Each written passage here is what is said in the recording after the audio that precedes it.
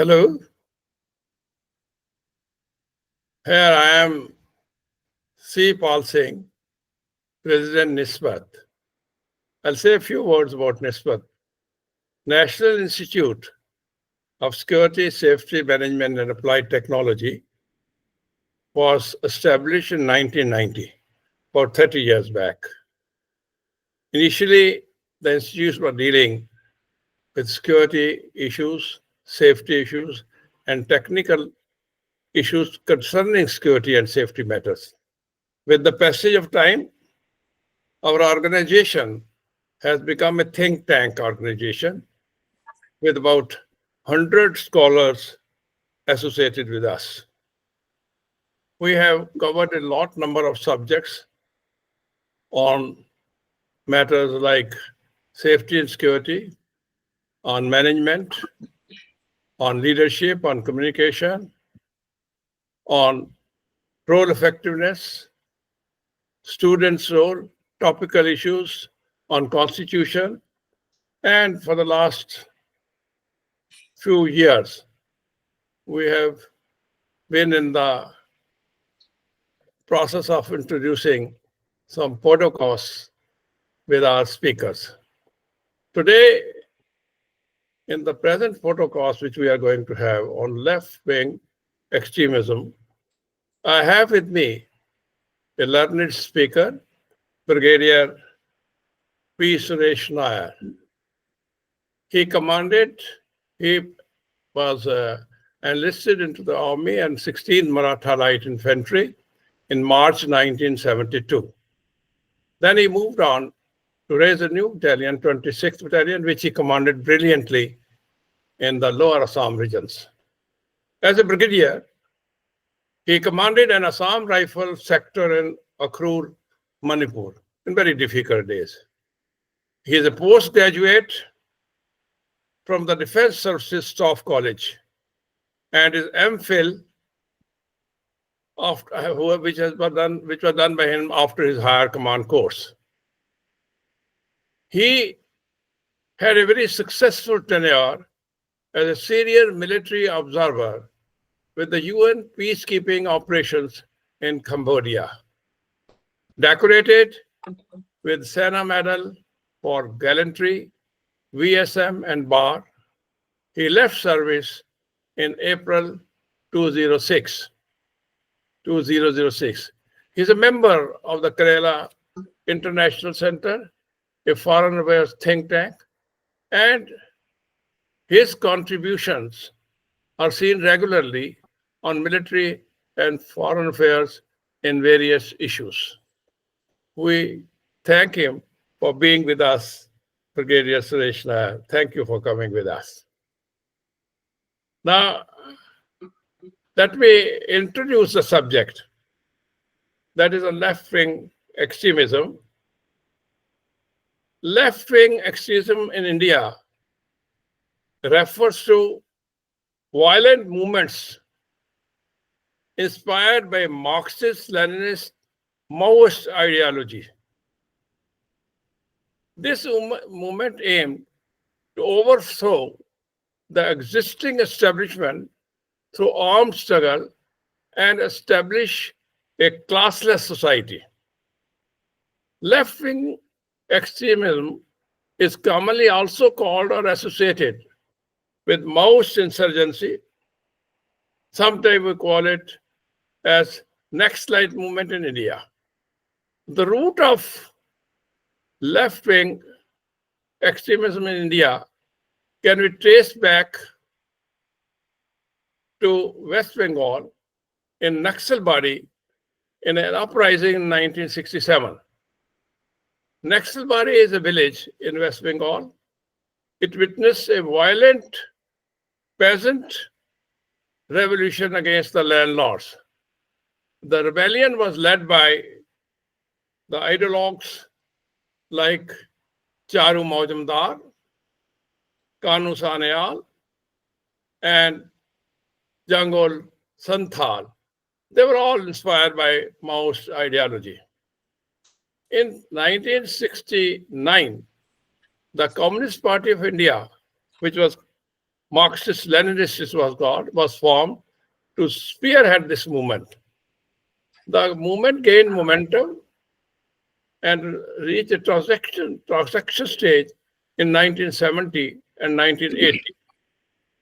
And the government had a crackdown on their activities.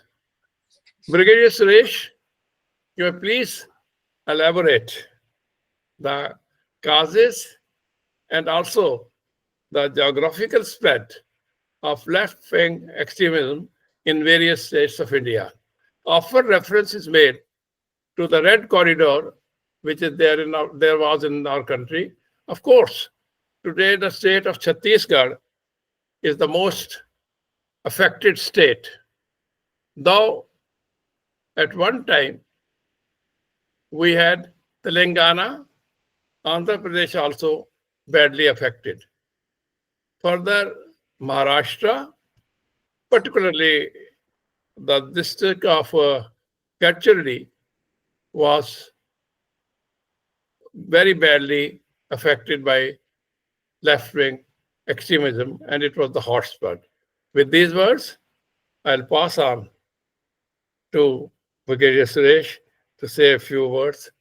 As I've said, how the movement started, what are the reasons, and what are the background. Thank you. Go ahead, Brigadier Suresh, sir. Thank you, Sipal Singh. Good afternoon. And I'm really delighted to join this NISSMAT podcast on left-wing extremism. So actually quite close to my heart. I've been following this very closely.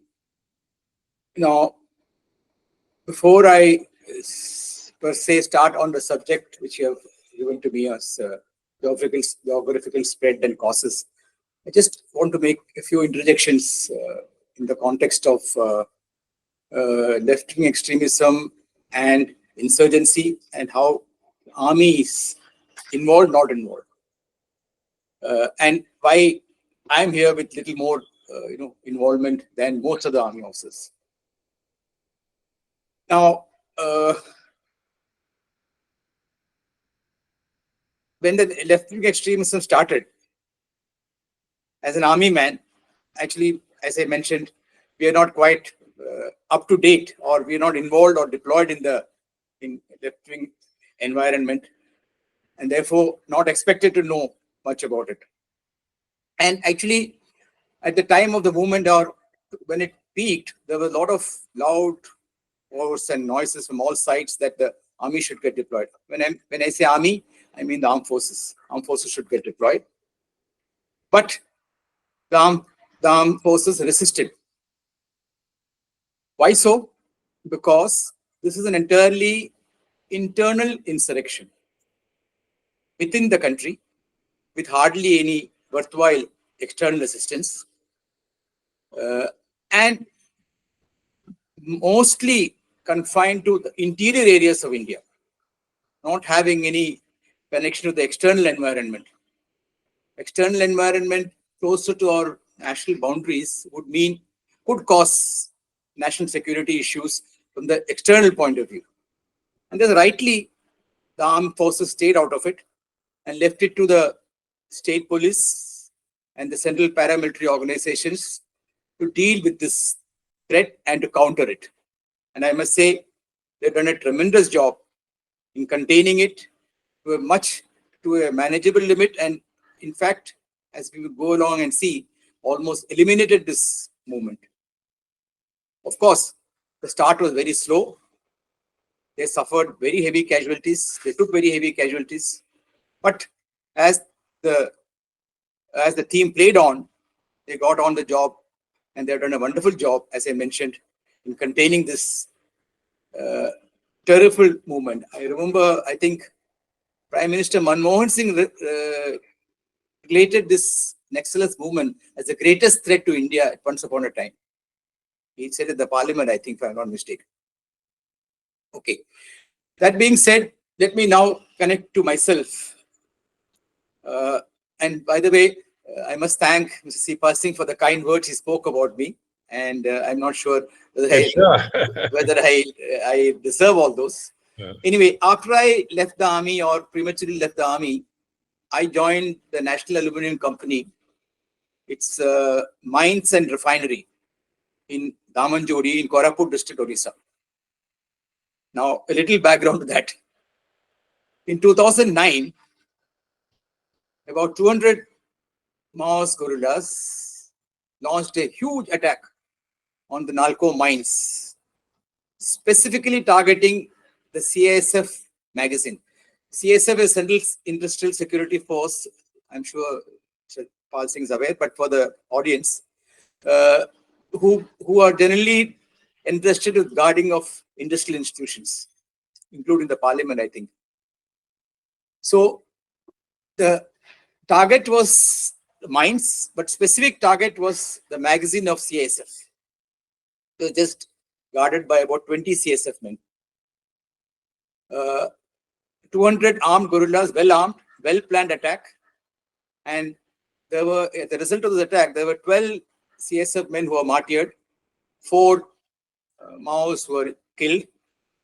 And unfortunately, but in a way, they could not take any weapons or ammunition, but they took away a large quantity of explosives, which was kept in the magazine for the use in the bauxite mines adjacent. So that explosive they were taken away, and I think some ammunition also were taken away, but no arms. As a result of this attack, and I must also add on, this attack later, when I was there, we got through the BSF raids after action report by the Maoists of this attack.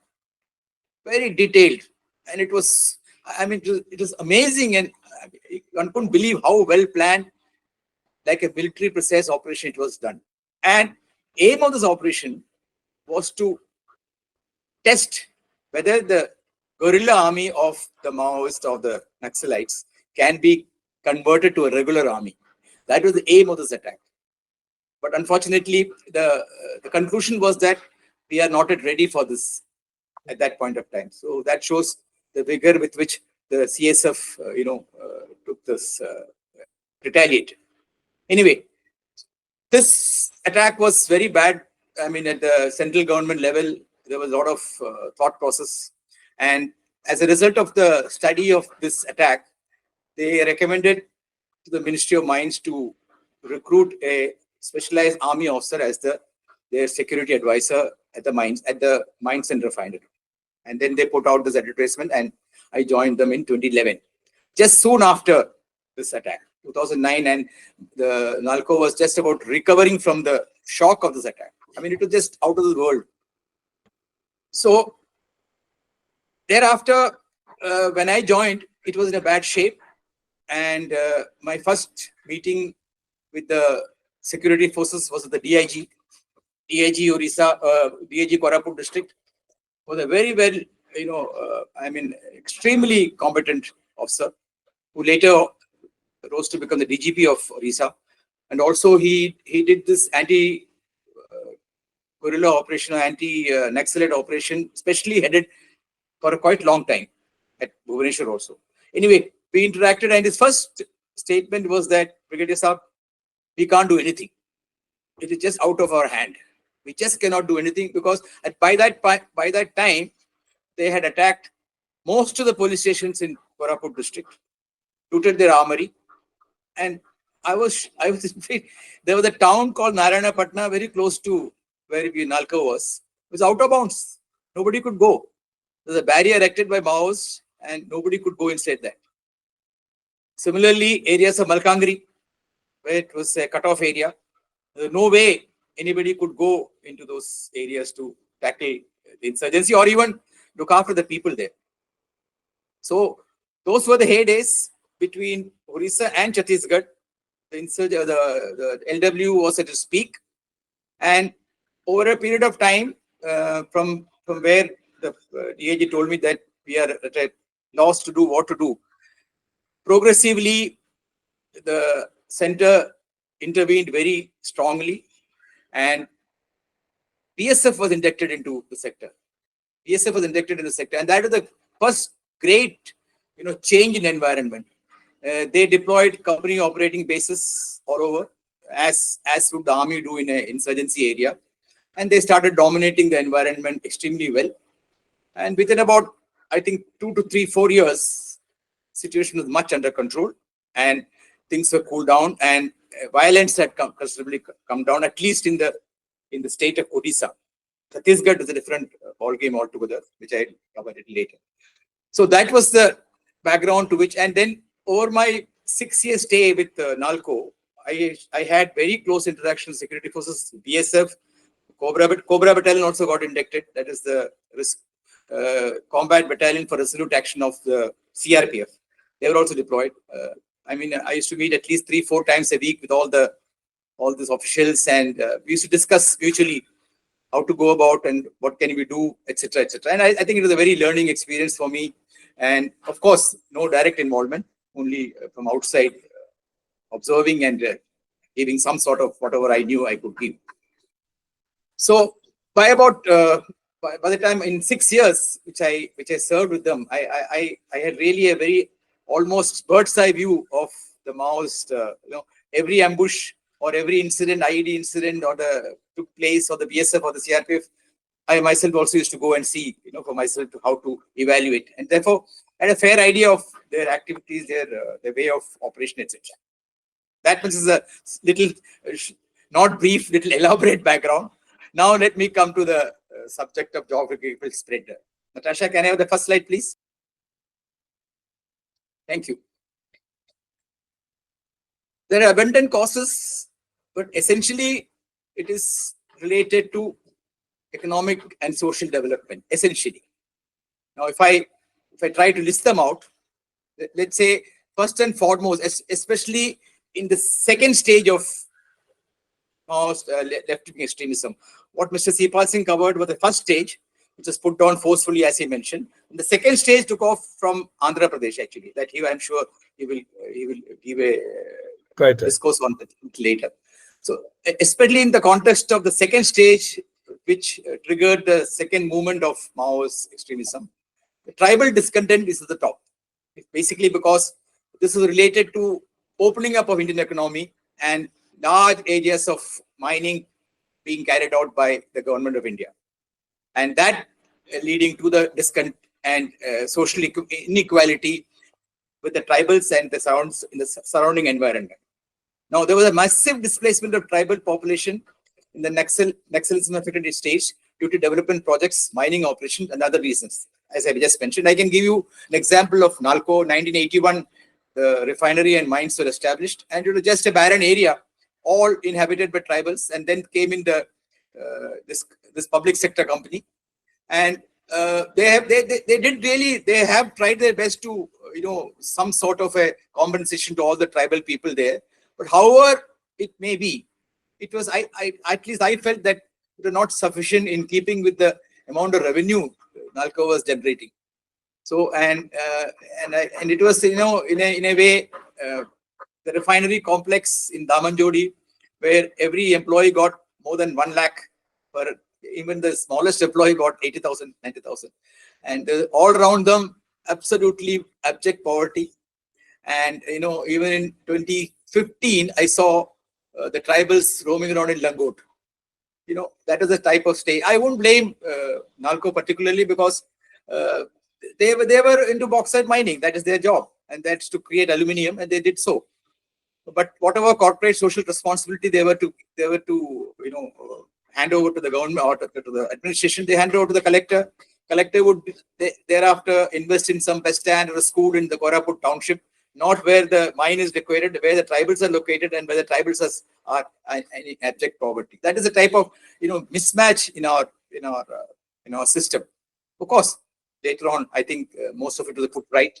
But that is how the tribal discontent, what I meant, in the mining, all their agricultural areas or where they were doing the normal agriculture had to be vacated. They had to go from the hillside to down below, and that is one of so the people get discontented, and then they're ideal fodder for the Maoist ideology.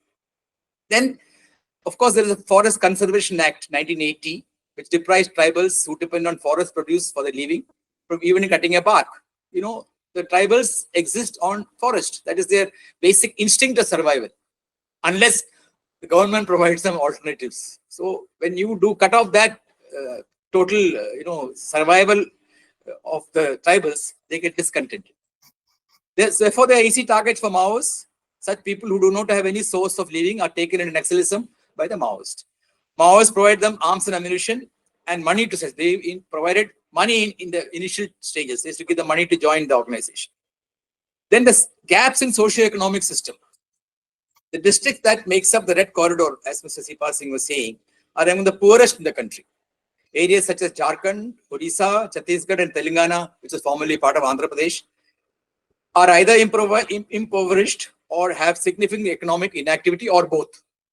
Economic inactivity is less and they're impoverished. Poverty.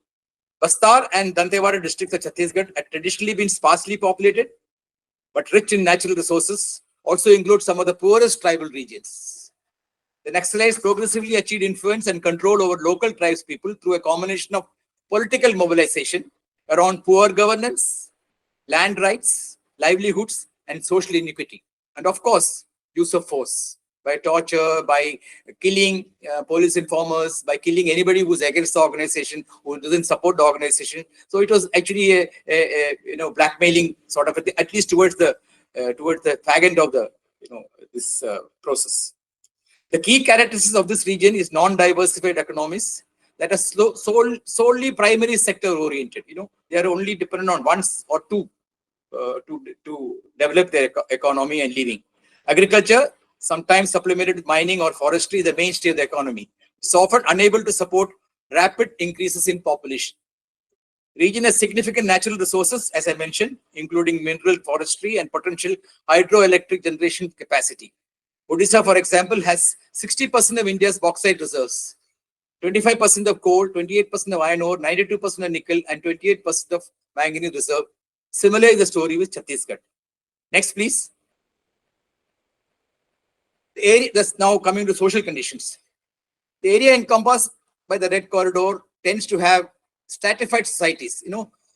Within the society itself, there is caste and feudal divisions. So therefore, exploitation based on the divisions and based on the discontent become that much easier.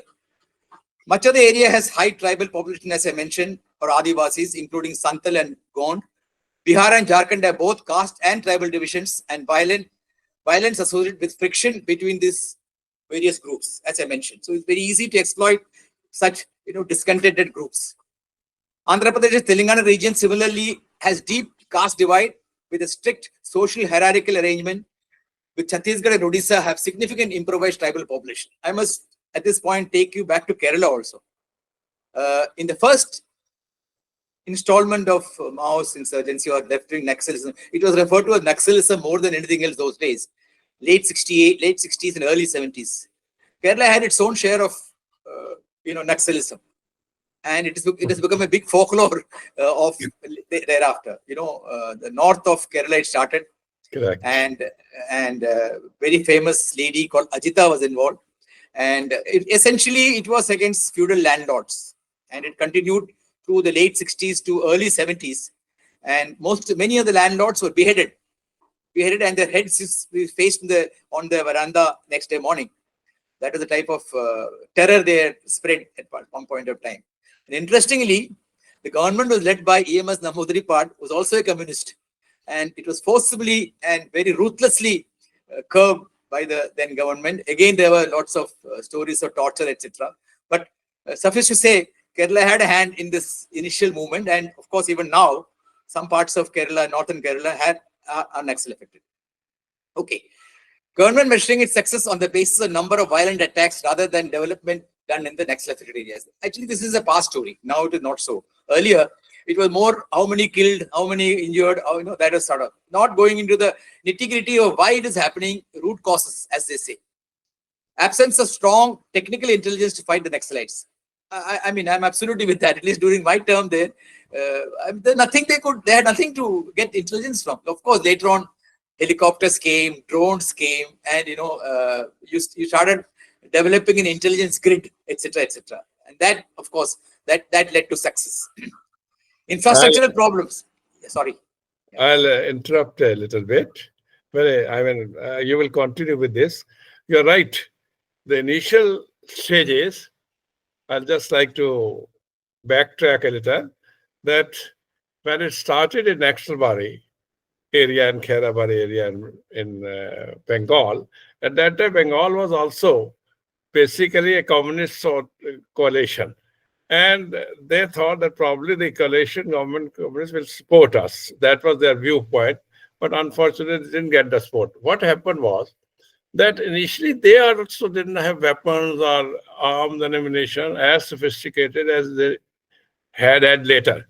So I'm talking about late, early mid 70s, when there were a lot of activities going on, Naxalite activities. They had only crude bombs. They were throwing crude bombs at you.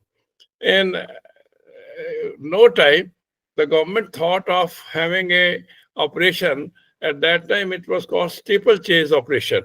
Steeplechase operation, they inducted a huge number of paramilitary forces and also associated with the Bengal police.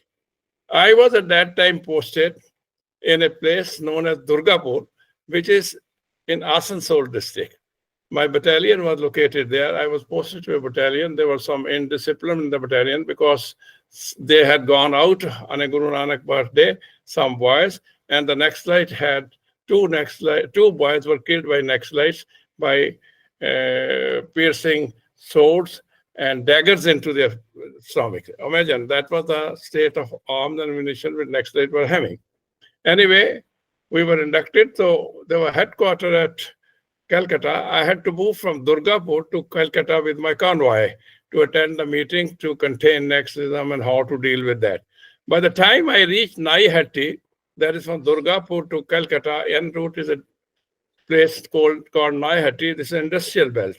Lo and behold, a vehicle of 3 convoys, myself and 2 other vehicles, we were hurled with crude bombs, acid bombs and all.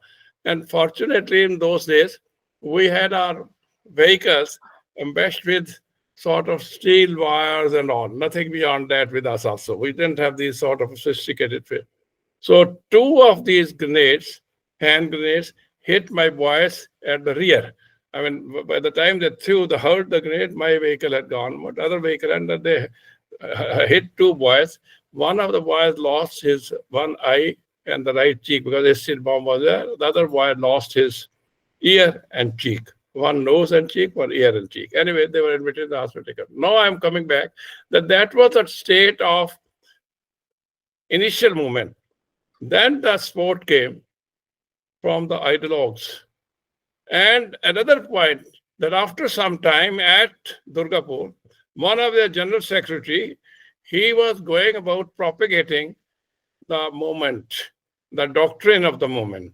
And once he was followed by the police and some CRP contingent, his vehicle landed into a blind alley, and we caught him. When we caught him, he clearly told, after some interrogation, that I know who are the officers here. Here is that additional SP, Mr. Bajpai, so. Here is Mr. C. Pal Singh, so. So he had backward knowledge of all of us who were there. When we asked them what is their method, how do they attack and how they run away, they said, sir, as far as we are concerned, I mean, a lot of interrogation, that we keep our intellectual at the backside.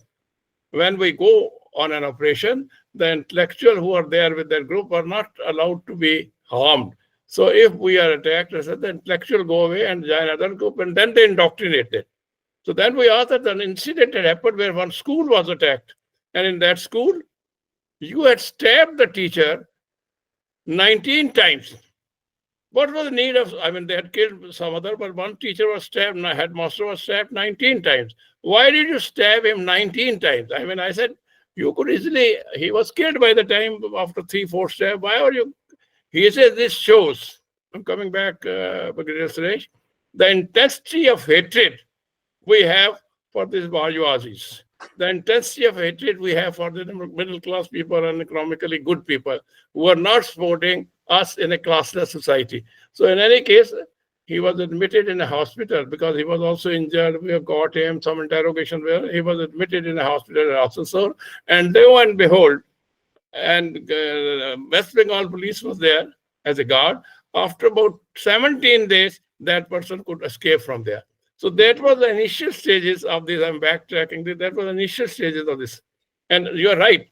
Dr. Manmohan Singh in 2004 had pointed out that this is the greatest threat to India's security. That is in 2004. We are now in 2005. I would say about 20 years have lapsed. But the threat continues. Maybe it is contained. The threat continues still. And that is why we are again here to discuss as to what to do and what not to do. Carry on, Brigadier Sir. Sorry to interrupt. No, thank you, Mr. Pal. That's a very good interjection indeed. Very, very interesting.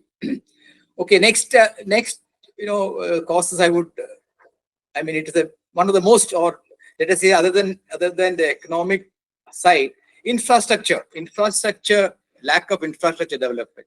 I've seen it myself. There are no, I'm not saying now of course they are all improved. At that point of time, these villages had no roads to go to their, public health center. Public health center was so far away. Somebody's sick. Of course, hospitals out of question.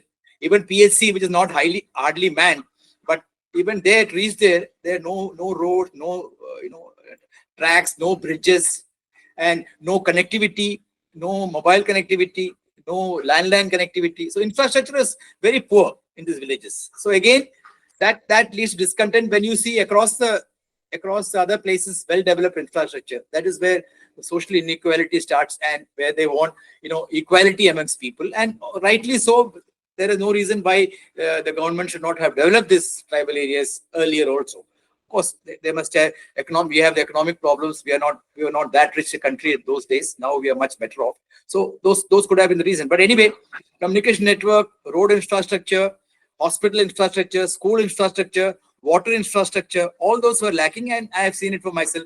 It's absolutely, quite true.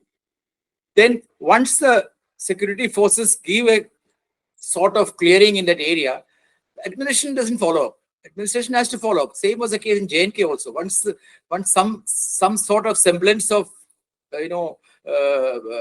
peace isn't established, administration should move in immediately to revamp the whatever services they can do, so that they don't get back to the Maoist or this ideology. That was lacking. Then confusion over tackling Naxalism as a social issue or a security threat. It's actually both. But if you see it as only one, then your holistic action will be lacking. You have to see it as a both issue. It's a social issue which has to be tackled simultaneously along with the security threat, because unless there is normalcy, semblance of normalcy, administration cannot function. So it has to be simultaneously coordinated, and it has to go hand in hand. State governments considering Naxalism as central government issue. This is of late, once the central government started giving security-related expenditure to the states, and they left it to the central government to handle the issue. State government just washed their hands off. But that will not do. And then, of course, now again, you can see in Chhattisgarh how things have changed by the state government and getting involved very seriously into it. Next slide, please. Now, coming to the geographical spread. Maoist control is what euphemistically called the Red Corridor, as we have been stating again and again, spread across the state of Chhattisgarh, Odisha. In fact, starts from Kerala, Karnataka, those states, in the beginning stages, Karnataka, Andhra, Chhattisgarh, Odisha, Maharashtra, Gadlacholi especially, Odisha, Jharkhand, Bihar, Andhra Pradesh, has been dwindling, as we mentioned, as the government has deployed paramilitary forces and state police forces in the affected states and launched Operation Green Hunt in 2009. 2009 was the first time some sort of semblance of an operation took place, but even then, there is nothing much till about 2011-12. The results did not come. This was the time when there was a lot of chorus for the army to get deployed, because it was in bad shape. But it didn't happen. And then government wisely deployed the BSF. Because I think next to the army, as good as they can get, because they're always co-deployed mostly with the army. So they're that much more, SOPs and dealing Just a minute, please.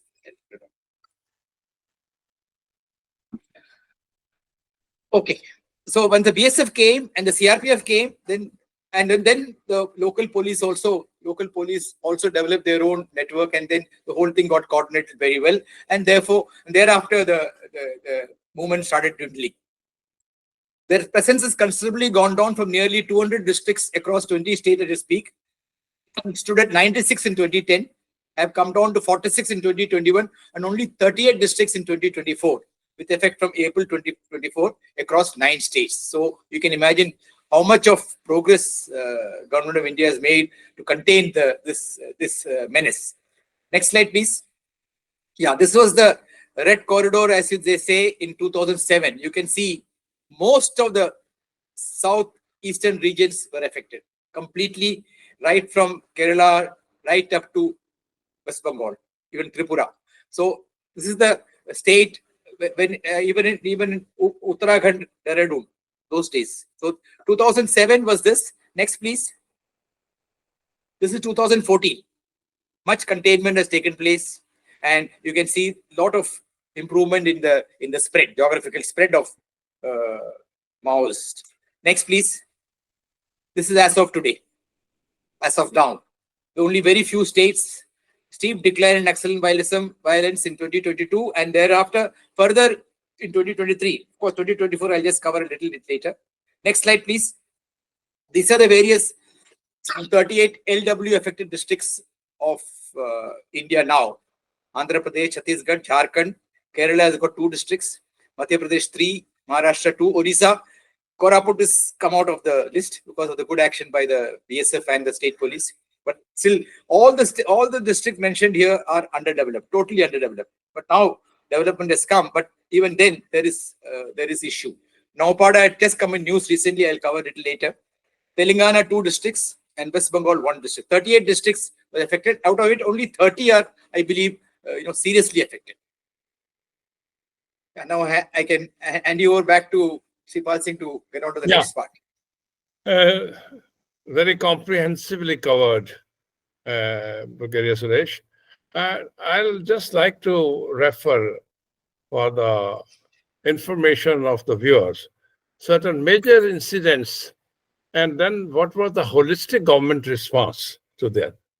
The major incidents I'll only refer, which have happened earlier than this. In 2010, as you know, in Dantewada, Chhattisgarh, a massacre took place where 76 CRP personnel were killed. 76 in one go, in one incident, 210. And 213, again, at Darbha Valley attack, it killed several senior Congress leaders in Chhattisgarh who had just went there to watch the situation, to assess the situation. And that time, all the Congress leaders were killed. That is 2013. It's much after 2044 when I'm saying Mr. Manmohan Singh gave it after that in 2014. But this is the condition which was there in 2013. And 2017. I was there in Orissa that time. The Salva Judam leader was killed. And another very major incident was in Sukma attack. That was in 2017. I remember that in this case, about 25 CRP Jawans lost their lives. 25. And 2021, I'm talking another Sukma Bijapur attack, where also a number of people on both the sides were killed. In the last few days, why I'm bringing it, because I want to bring you back to the last few days, that is in the month of January itself, in 2025, I am taking, that Chhattisgarh experienced certain notable incident related to left-wing extremism. On January 6th, this January 6th, 2025, the Bijapur district attack, we lost in a blast in Bijapur district, resulted in the death of 8 district reserve guards. They call it DRG. And also the driver of that particular. And it was most significant assault after many lapse of many years on security forces in the state. Then again in January 2005, that is a journalist died in Bijapur who had gone to cover this area. These incidents actually I could underscore the ongoing challenges. I'm saying this, I'm talking about January this year. These incidents indicate the ongoing challenges which are posed by left-wing extremists, if not everywhere, at least in these districts, you are, say, 38 districts now. The government has adopted a two-pronged strategy, as you rightly said. One is that deal with them in a stern manner. The other is economic development, that is security operations and economic development initiatives. There was one movement, one initiative which was called was Samadhan Doctrine. The Samadhan Doctrine, S-A-M-A-D-H-A-N. So every word was taken out from this Samadhan. S for smart leadership, that the leadership of our organization should be smart. A came for aggressive strategy. Then it came M.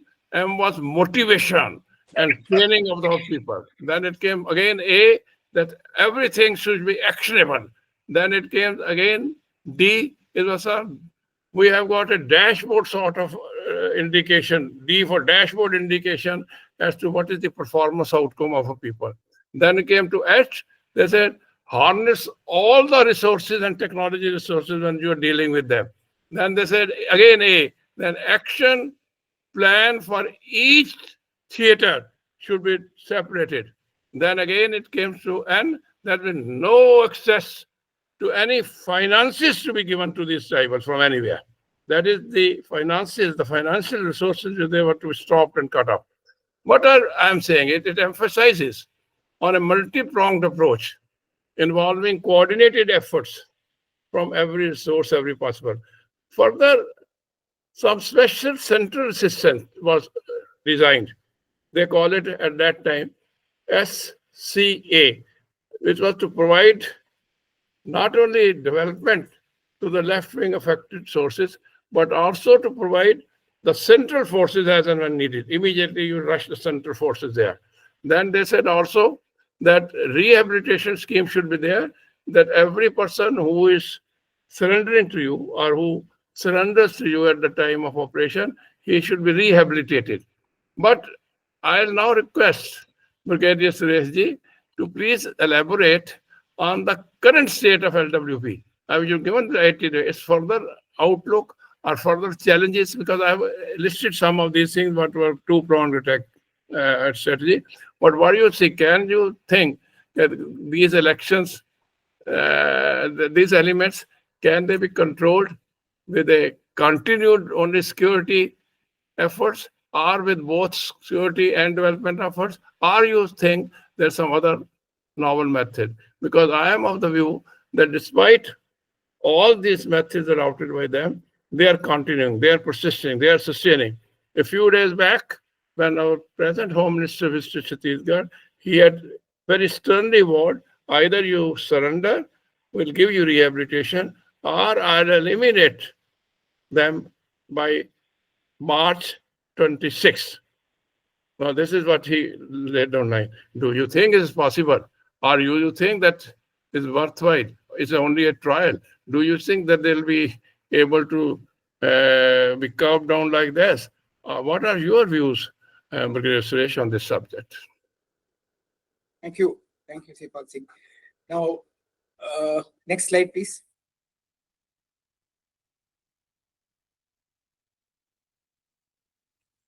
Before I come to the current status, I just want to add a few just observation to what Sipal Singh said. In the initial stages, there were a large number of casualties on the security side, and that was, we felt, many of us veterans felt that, or those who are serving also felt that there was lack of, either a way to operate or some sort of a failure in command, or otherwise, again and again, repeatedly, the same sort of a casualty was coming in. Of course, I will not. There's no blame game in this. Only those people on ground can say what exactly happened. But I at least to my mind, I thought some of those casualties could have been avoided with a better leadership and a little bit more, knowledge of the ground, people, and how to operate in the environment. Probably we would have lost much less. Of course, it's hindsight now. And by the way, in Chhattisgarh, in Kanker, the government has set up a counter-insurgency school. That is to train trained personnel in counter-insurgency warfare. The same commandant, one of the very experienced commandant of the army who commanded the CHF school, insurgency warfare school in Vairante, Mizoram, where he trained the army units, was recruited by the state government through the central government and given the rank of IG, the brigadier, and posted that he has been there for about, I think, almost 10 years now. He's doing a wonderful job training those people. And of course, now Air Force has given them drones, and all those support has come very handy in bettering the response of the Central Military Para Forces, I would say. Okay, now coming to the current status, before I go to give a my views on whether this can be contained or not, let us see where the present state is. Incidents have reduced by 73% from the high level in 2010. Resultant deaths, civilian plus security forces, have reduced by 86%, the all-time high of 1,005 in 2010, 138 in 2023. The current year, up to 15/11/24, there has been a sharp reduction of 25% in LW preparatory incidents. So there is certainly, without any doubt, terrific, control or de-escalation as far as the Naxalism is concerned. Between 2004 and 2024, 15 December, 8,851 people have been killed by the left-wing extremism in different parts of India. Majority of the civilians killed are tribals, most of them, often branded as police informers before being brutally tortured and killed. Every day in the Odisha paper, there used to be one tribal killed. I used to count every day, one tribal killed. However, events of left-wing extremism violence came down from 2258 in 2009 to 138 in 2023. Now, getting back to what Mr. Sipal Singh referred about this year, I want to make a mention also. After a long lull period, I mean, there was a very long lull period where nothing much happened. Neither Naxals were successful nor security forces were doing any major actions. There's been a sharp surge in violence, both by the Maos and the security forces toward the end of 2024. Not only in 2024, also end of 2024, also there were some incidents. And in January 2025, essentially in Chhattisgarh, but also in Gadracholi in Maharashtra and Naupada, Orissa, the border areas adjoining Chhattisgarh. This Naupada border area was a major success for the security forces, which I think they eliminated about 26 or 28 Maos. And in both these operations, many top-ranking as well as a large number of Mao squatters were eliminated in these encounters. It's a very success story. This could probably be attributed to this is my assessment, to the political change in the governance of Chhattisgarh. The government has changed, another political party taking over the reins of Chhattisgarh. Probably, I could attribute it to that. And such a huge loss to the cadres and leadership is unprecedented in the recent past. And in all probability, the movement has been dealt with a huge blow and is unlikely to revive itself in the near future or even in the long term as a major threat. Of course, as he mentioned, the threat is not going to go away just like that. It needs much more efforts. What I also would like to add, that such successful operations are only possible with actual ground intelligence. And it's a clear indicator that the popular support for the Maoists in these areas is declining or fading. Thus, it seems that Mao's teaching of keeping the fish close to water, that is, the people are the water and the fish are the Maoists, So if you have the fish in the water, they'll survive. If you segregate the water from the fish, it's difficult for them to survive. So keeping the fish close to water is being defeated by separating them, which is one of the trusted principles of anti-guerrilla operations, to win the hearts and minds of the people and get them away, wean them away from the extremists. The CPI-ML's philosophy of armed insurgency to overthrow the government is unacceptable under the Indian Constitution and the founding principle of Indian state. Very clear. It's very clear to everybody. The government has given a call to the left-wing extremism to abjure violence and come for talks. This plea has been rejected by them since they believe in violence as a means to capture state power. This is their ideology. Many well-meaning liberal intellectuals, you have read many of them, are falling prey to Mao's propaganda, from Jawaharlal Nehru University to other places, without understanding the true nature of Mao's insurgency doctrine, which glorifies violence and believes in adopting the military line to capture power. Many of them have been, of course, I would not completely agree with that. Sometimes there is ideological reasons too, and there are compelling reasons for them to support at least in the past. In fact, the tribal and the economic. Just interrupt for a minute, Suresh. Yeah. Now, you have referred very beautifully that to take fish out of the water and all are correct. I mean, as it is to be done and how is it to be done is the various operational means also. And there also, when you touch about the ideological causes, because you're just referring to ideological causes, then I wanted to intervene, that we must understand that left-wing terrorism is driven by the belief that state structures always favors the rich. That is what the belief. The state structure always favors the rich and exploits the poor. Then there are Maoist ideology promotes armed revolution to dismantle such a state structure, and also says that class struggle and land distribution are major reasons. And this ideology is that there's no class struggle, should not be there, and land redistribution should be there. They believe that the Indian state, I'm talking about the ideology, what they believe. They believe that the Indian state represents capitalists. Indian state represents landlords. Indian states represent the old imperialists. That state repression and displacement of these people from due to mining reason or other projects, also they attribute to the corruption in the government. So therefore, the key ideological solution to LWT, that is left-wing terrorism, have to be seen in great length. I'll deliberate on that. But I am saying when you touched about ideological solution, I thought it was proper for me to intervene and elaborate on these ideological reasons and how you have to, what are the key ideological solutions to left-wing terrorism. Please continue, Suresh. Yeah, sure. Thank you very much.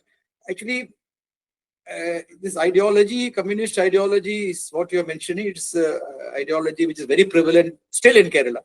They prefer that, even the normal people prefer social equality here. And very strikingly different from many other states.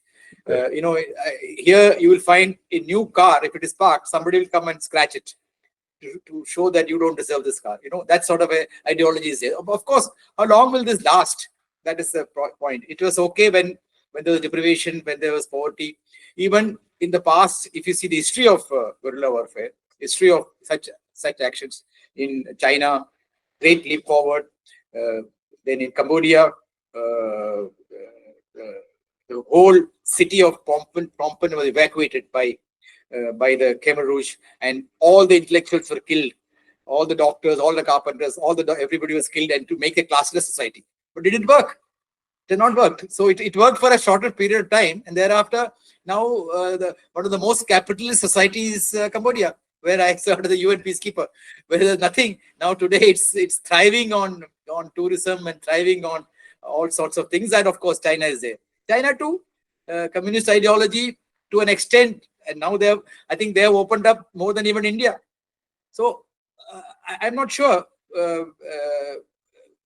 to state and to make a cause to fight internally. It's a good cause to have a classless society, but I think they should be pragmatic. And in the end, who is suffering? That's who is the most suffering out of this insurgency? The tribal people themselves. The maximum deaths are among the tribals. It's not amongst common in the seats of Bombay or anywhere else or the borders. Yes, security forces are getting casualties, but ultimately the tribals themselves were suffering.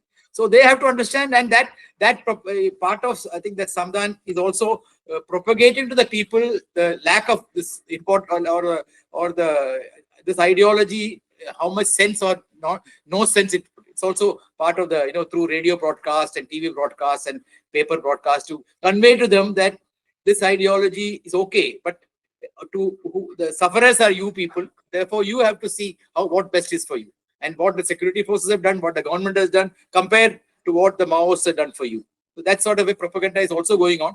And let's hope. I'm not saying for 1 minute that it's going to end today or tomorrow. It's going to take time. But I think the going is good. I think the going is much better than it's taken a long time. It has taken the second stage of the Maoist LW movement started somewhere in 80s. Now it is 2025, and even I was under the impression in last year that everything is under control till this incident took place in late December. But the retaliatory action, I was more impressed than by what they have suffered. Retaliatory actions out of the world. There are 3 great retaliatory actions where majority of senior leaders were killed and a lot of casualties have been created, and that is great. That must have created a dent in their organization. I totally agree with you that how to make them realize about what we are doing and how their activities can in itself be self-defeating. Ultimately, they are the sufferer and they will suffer. That is to be propagated and brought home to them. But I would like to submit to you that certain places require socio-economic development, in particularly left-wing extremist affected areas, is still not as much as required. You see, inclusive growth strategies which are required to be adopted in tribal areas are still lacking in certain areas. That is, inclusive growth strategies mean that you have to help not only the tribals, landless also, but also, of course, the economy has to be developed. But there has to be inclusive growth of these strategies. Then government schemes, for example, like Magnaraga, must be implemented and made more effective, because this scheme helped to a large extent in helping the poor people. Then the other is, I feel that respecting tribal culture, respecting tribal traditions, is crucial for their inclusion in the society. When there was a permit, you used to have a permit to go into Northeast, that they should be kept there. Of course, I don't mean that they should be kept like a museum, tribal as such. But in any case, if they are not to be kept as a museum separate, but at the same time, I think their culture, their traditions must be considered important and inclusive in the society, included in the society itself. Special reservation if required for tribals in jobs already there, but for particularly in education institutions should be ensured. Then there are others who say that a lot of political and ideological engagement can be done. So a dialogue and negotiation should be promoted instead of excessive, I will call it, militarization. I mean, I'll say that immediately after the visit of the present Home Minister, there have been incidents. I feel that he has sternly said that I'll eliminate you by the end of March 26. Probably the too stern amount in the reaction is there. Of course, the reaction may be temporary or they can be curbed also. I'm not saying that they cannot be curbed, but God knows that how many lives will be lost in response to this stern warning to them. So therefore, awareness of their mental attitude and campaigns on the democratic rights and their culture, long-term solution in education, rehabilitation of former extremists. Of course, important. He said we'll rehabilitate, but still the psychological and vocational training institutions have not been started to that extent. You remember long back we had started that we'd start certain psychological and vocational training institutions in these places. There are certain things that are still lacking. And I feel that alternative ideological narratives must be there with us to counter this Marxist principle. We must have alternative certain ideological narratives like Gandhian approaches to land reform and social justice, etc., should be adopted. I'm sure, Suresh, that as a learned speaker, you should be able to frame it that further. If there are challenges in implementing these solutions, and if these challenges can be met, which I have just pointed out, or whether military or armed approach is the major solution to root out these terrorists, I beg to have your views on this. Thank you. Next slide, please. Certainly, I am absolutely in agreement with you. No insurrection, no insurgency can be tamed or brought down by armed force. It is just, they can only be contained. To eliminate them, it has to be from the point of view of governance. Governance is the only last word, or administration governance is the only way which can take the people out of their discontentment. Any amount of military action, you get kill one, there will be two more created. That's not an issue. Same I've seen in the Gaza Strip. How many years of war has Israel, it's a strong army, fought against the Hamas? Hamas has not been destroyed. Yes, their infrastructure, there's a lot of things, but their group per se still persists. Threat still persists. So it's not militarily. Yes, you can control it. You can bring it to a situation where manageable. But elimination is certainly through governance. That's a last word on it. Unless governance, administration, there's no way it can be sorted out. Now let me just see the future outlook. Of course, future outlook to me looks not too gloomy. And the BSF has announced Naxalism is continuing in last breath in Odisha, and Odisha will Naxal free in 2026. I think Odisha is by and large now by free because of excellent governance by last 10-15 years by Naveen Patnaik's government, and now I don't know how it is going on, but there was good development, and people have been lifted out of poverty in many areas. But still there is lot to be done, lot to be done in the areas where there is Naxalism still prevalent. There's a lot to be done. Home Minister, as Mr. Sripal Singh said, has declared the country will be free of Naxal violence by 2026. I think, agreed, it's a very bold statement, but such timelines are necessary at times. So that the government also acts, and also this is a jolt to them also, and they are not going to, the government is not going to take it lying down, and this is a chance for us to surrender. Those things, give them an opportunity if you lay a timeline. If you just keep on fighting, it will carry on and on. So timeline laid by Home Minister is not a bad thing, I think. It's okay. Whether it is achievable or not, let us see. But there's no harm in aiming high and then at least reaching near it rather than not aiming at all. So that way, I think Home Minister's statement should be taken in that spirit, I think.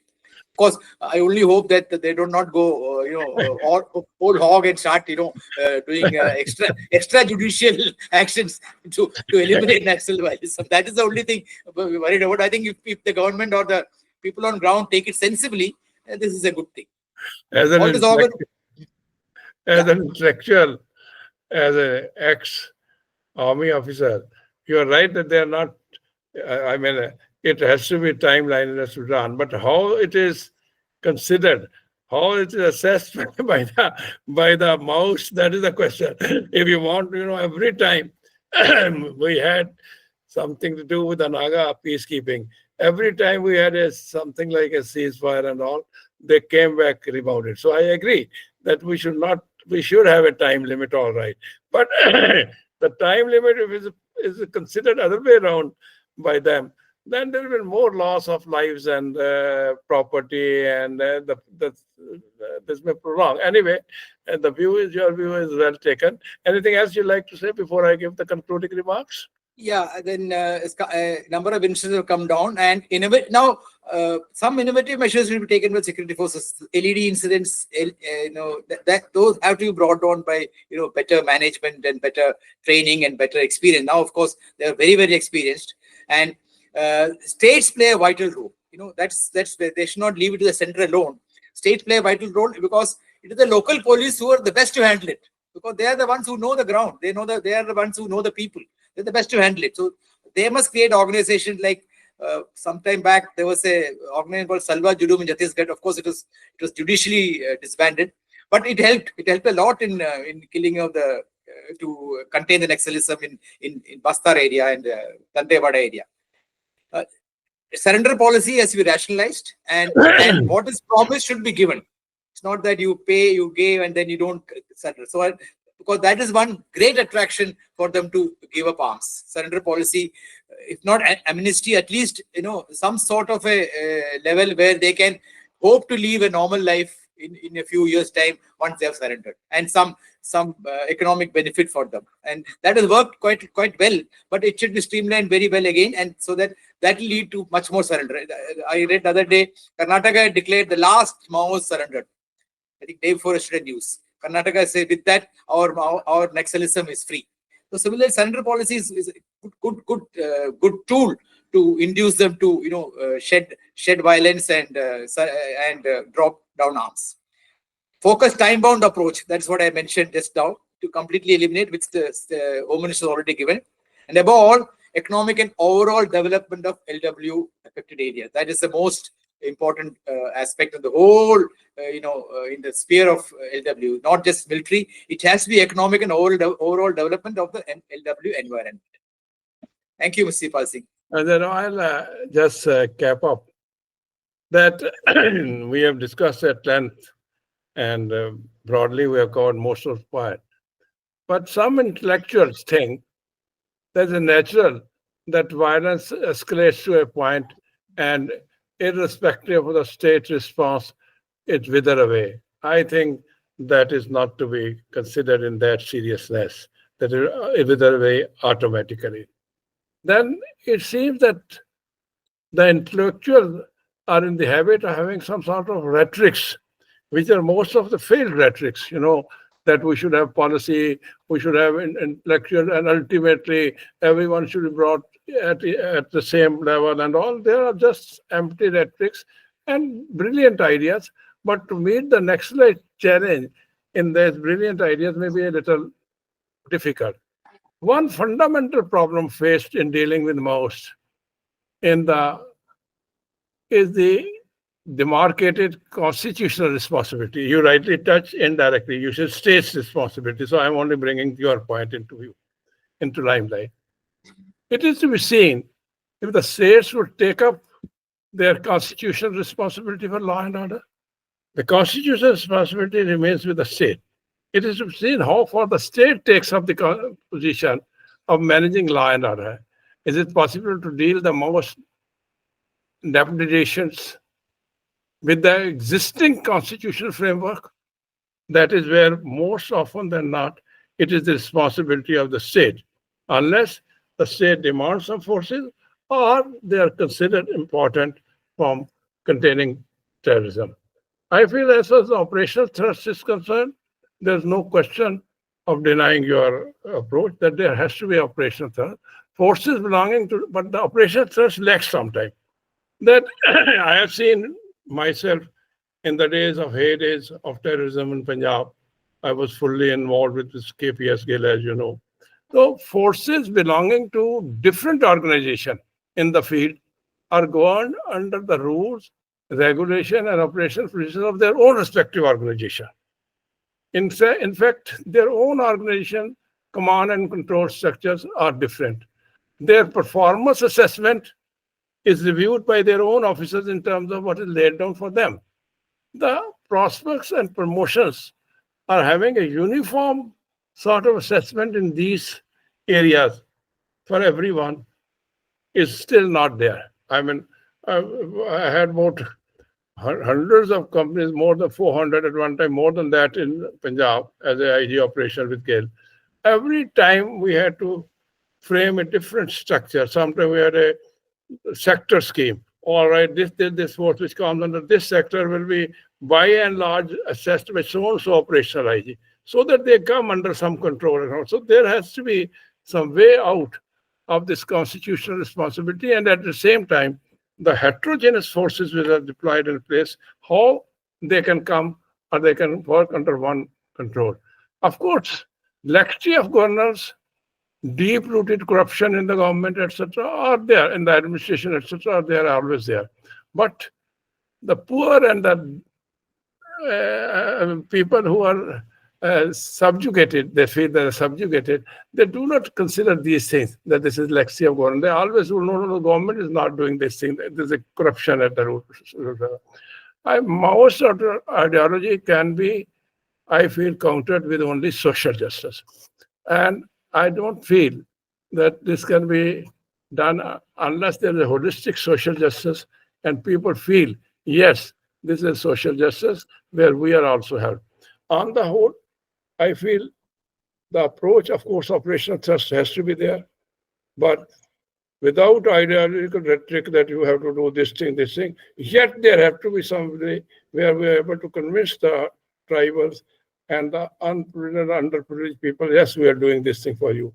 And third, I think the heterogeneous command structure which is there, how this can be brought about in such areas in a sort of not exactly uniform, but something to do that, all right, sometimes the CRP is placed under the army, so operational note is written about them by the army when they're placed under the army. But in such state level places, this is either the state SP or the state sector school, because we had sector scheme where we had divided this under fall this sector, and here this sector so and so will be operational commander, irrespective of the fact, and the government gave approval for that, irrespective of the fact whether they belong to A, B, or C organization, except the army. All organizations, irrespective of the fact they belong to BSF, they belong to CRP, they belong to SSB, they belong to any other, their operational role will be written. The operational performance will be not role, operational performance will be written by a particular sector commander, so that they come under some control. They think that, yes, if we do not perform well, there is somebody else. So I feel there are a lot of things where still there are a lot of areas where probably we have to think and rectify certain things, and then probably we'll be, as it is, as a very optimistically and nicely pointed out by my friend Brigadier Suresh, that the things have come to a quite, I mean, the left-wing extremism has been contained to a great extent, yet there are ways and means, still more ways and means to be found. With these words, I'd like to thank you very much. Sibal Singh, please, with your permission, can I just give 3 concluding remarks before you finally? Yeah, well, certainly, 100%. Why not? Just put the last slide, please. Yes, please. This is my last. Before I say conclusion, just an observation that, in Naxalite, anti-Naxal operations, interstate boundaries are involved. Only it may not be confined. Mostly it is interstate boundary issue. So more than one state is involved, Maharashtra, Chhattisgarh, Odisha. So that's where the coordination, as you mentioned, is extremely important, because most of the actions take place in the interstate boundary, and there we suffer a lot of casualties. That is a weak point in each our security system. So that's one aspect which needs to look into. Okay.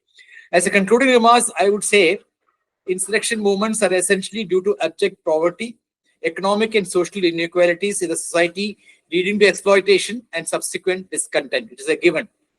As Indian GDP and economy rebounds, taking millions out of poverty, contributing to overall development, LW or other insurrections will substantially reduce or even be eliminated over a period of time.